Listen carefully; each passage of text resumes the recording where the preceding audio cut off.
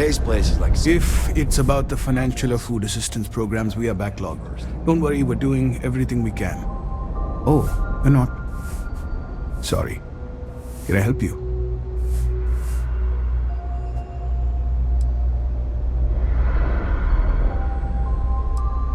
We don't mean to be intrusive. Any information you could provide would be very useful.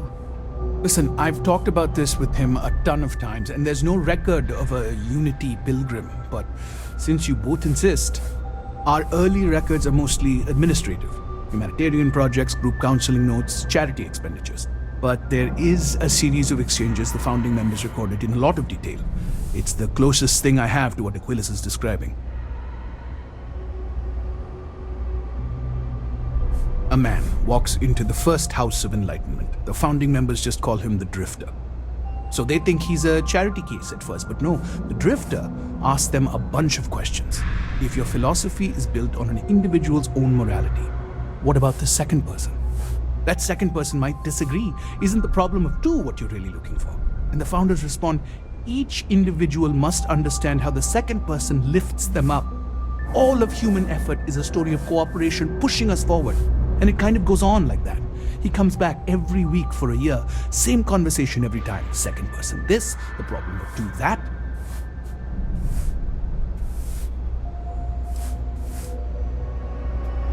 It's part of our core principles.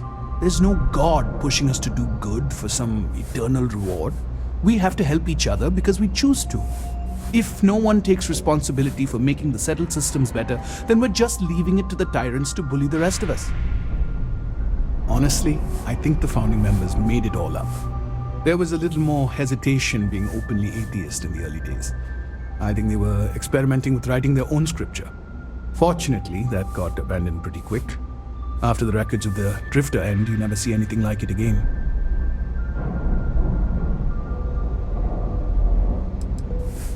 Besides what the Keeper would say about it, sounds like a gathering point, or a center. Or in mathematics, it would mean one, like the one, the first at the beginning. Always happy to help. If you'll excuse me, I've got a lot of aid efforts to coordinate.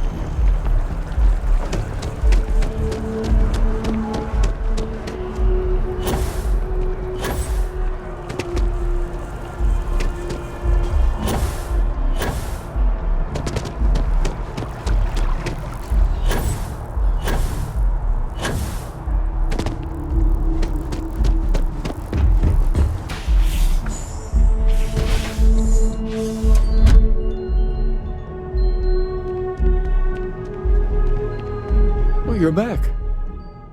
What did you learn? Was there something hidden in their stories, like we thought? Planets are often named by number. That second might mean the second planet in the system. What else did you learn? If there really is a location the Pilgrim wanted us to find, those do sound awfully like coordinates. Was there anything else? Yes. What he added to infinity. Maybe that points to a name. If we're looking for his resting place, we'd need to know the name of the star system, wouldn't we? Let's see. We have something that could be coordinates. Something that could point to a planet in the system. But what's the name of the system? Infinitum addendum. What if we break down the parts? No systems named finite or add. That just leaves in and dumb. Well, that's certainly how I feel.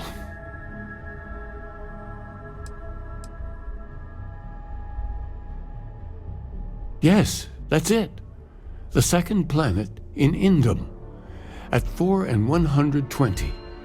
That's where you'll find the Pilgrim's resting place. And from there, maybe you'll find the true meaning of unity. Before you go, you've now spoken to many different perspectives in our universe. In a way, you'll be carrying their philosophies with you on this journey. I know you're looking for a specific unity, but if you had to guess what it was, what interpretation would you give it?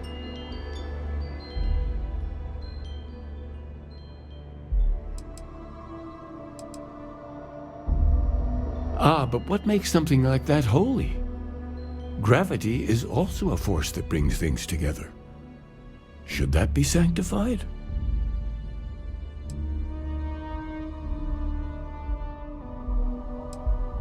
Yes and no.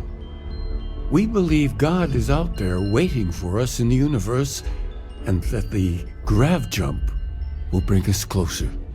But is gravity itself an article of faith? What do you think? It is one of the great contradictions of belief. We feel the presence of something out there, but we insist that it is also everywhere. So you think this word unity describes that divine unknowableness that the pilgrim searched for? Ancient humans thought the concept of gravity was miraculous. Until we know more about the unity, we also could be jumping to the wrong conclusions. Well, I won't keep you any longer. This has been fun, I have to admit. Go, find your truth.